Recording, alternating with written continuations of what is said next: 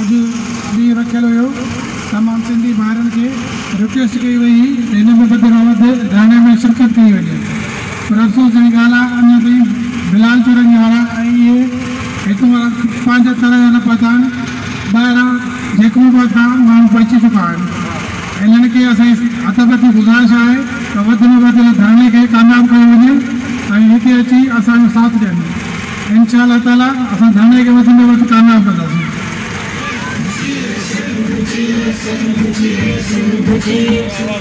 बिस्मिल्लाहिर्रहमानिर्रहीम अल्लाह तव्हांजो ख़ादिम फ़याद अहमद शेख दोस्तों सिंध जे शऊर खां गुज़ारिश आहे त सिंध जो शऊर हिन वक़्तु जेको हिते मौजूदु आहे पिंडाल में असां दावा त वॾो था कयूं त पूरी सिंध जो शऊर असां सां गॾु आहे ऐं असां पंहिंजी ज़ात जे लाइ या मुश्ताक सरकी पंहिंजे कंहिं मसइले जे लाइ हिते न पहुची रहियो आहे हे तव्हांजे मसइलनि जे लाइ सिंधी मज़दूर जे लाइ ग़रीब जे लाइ हिते अची रहियो आहे इन गर्मी में थोरो हिते पहुता आहिनि सिर्फ़ु तव्हांजे लाइ असांखे अफ़सोस चवणो पए त असांजा दोस्त अञा हितां जेके हिन बिलाल कालू में रिहाइशी सिंधी आहिनि सिंध जो शऊर रखनि था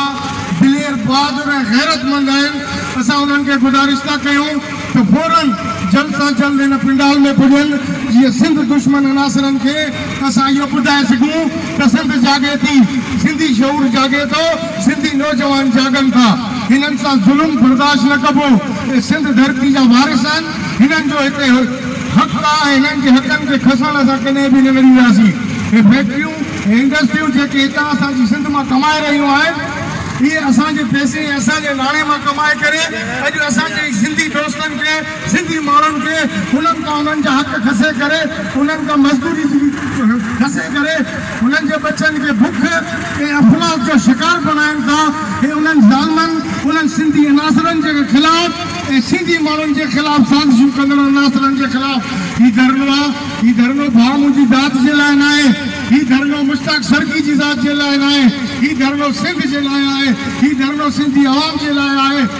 हीउ धरनो उन्हनि सिंधी अनासरनि उन्हनि साज़िशी अनासरनि ऐं उन्हनि जे ख़िलाफ़ आहे जेके सिंधियुनि जे ख़िलाफ़ आहिनि असां हिते वेही करे कंहिं बि क़ौम जे ख़िलाफ़ कोन था ॻाल्हायूं सभु क़ौम ॻाल्हाइण वारा पठान बर्मी बंगाली महाजर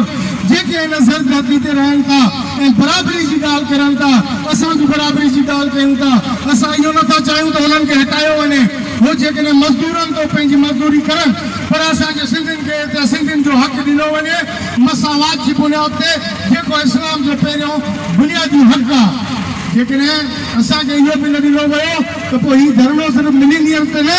पर पूरी सिंध जी तमामु फैक्ट्रियुनि ते धरना लॻंदा ऐं सिंध जो शगूर असां जाॻाए रहंदासीं ऐं पूरी सिंध जी आवाम सां असांजी अपील आहे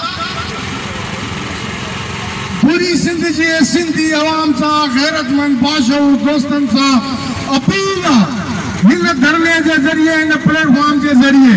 ऐं इहे सोशल मीडिया ते जेके पोस्टियूं हींअर हलण वारियूं आहिनि जे सिंधी बाशऊर गैरतमंद जे पंहिंजी माउ जो खीर पीतो आहे जेको पंहिंजो हिन धरतीअ जी ज़मीन मां हिन मटीअ मां जनम वरितो आहे जंहिंजे जिस्म में सिंध धरतीअ जी मिटी आहे उहो हिते धरने में पहुचे उहो हिते मुश्ताक सरकी जो साथ ॾे उहो हिननि सिंधियुनि सां अची साथ ॾे हे सिंधी तव्हांजी मिटीअ जो हिसो आहिनि हिननि खे हिते जीअणो आहे हिते मरणो आहे हिन ई धरती में असांखे दफ़न थियणो आहे न ई मूंखे ख़बर पए हितां निकिरण खां पोइ मुंहिंजो छा शइ थींदो 5 मिंटनि खां पोइ थी सघे त मुंहिंजी मौत लिखियलु हुजे ऐं इहो सभिनी सां आहे हर सिंधी सां हर मुसलमान सां हर इंसान सां आहे त बजाए हराम ऐं कुते जी मौत जे मरण जे पंहिंजे सिंधी ॿारनि जे हक़ जी आवाज़ बुलंद करे जाॻो ऐं उन जे हक़ जी राह में मरो त ख़ुदा जा फ़रिश्ता बि तव्हांखे लबेक चवनि तव्हांजूं कबरूं बि नूरनि सां भरिजी वञनि पंहिंजी ज़ात सां बणण जे लाइ पंहिंजी ज़ात जे लाइ बणण वारनि जे लाइ अॻिते को मुस्तक़बिल न आहे भुलो त पंहिंजी क़ौम लाइ भुलो भुलो त सिंधी जे लाइ भुलो भुलो त पंहिंजे हक़नि जे लाइ भुलो ऐं जाॻो जाॻो सिंधी जाॻो घरनि में वेहण जी वेल नाहे तव्हांखे इहो हक़ नथो पुॼे हिन वक़्तु त सिंधी माण्हू सिंधी ॿार तव्हांजा बेरोज़गार कया वञनि ऐं तव्हां उहे ॾुख में उस में तड़पंदा अचनि रोडनि ते ऐं तव्हां सिंधी माण्हू जंहिं वटि अलाह पाक वसाइल ॾिना आहिनि घरनि में आराम कयो हे वक़्तु न आहे घरनि में आराम करण जो निकिरो ॿार सिंधी जाॻो सजाग थियो अज सिंधी सिंधी ताके सदे तो ताके ताजी कौम पुकारे थी अज सजाग थियण जो ॾींहुं आहे अचो भाउ मुश्ताक सर की ये रस्ते में आ पंडाल में पुजण वाला आहिनि ऐं उन्हनि जो भरपूर इस्तेमाल करण जे लाइ जेके असांजा दोस्त आसपास में बीठा आहिनि या होटलों में वेठा आहिनि या घिटियुनि में बीठा आहिनि उहे सिंधी पंडाल में पहुचनि तो भाउ मुश्ताक सर की जो बेहतरीन भरपूर इस्तेमाल कयो वञे ताकि वो अची करे तव्हांजे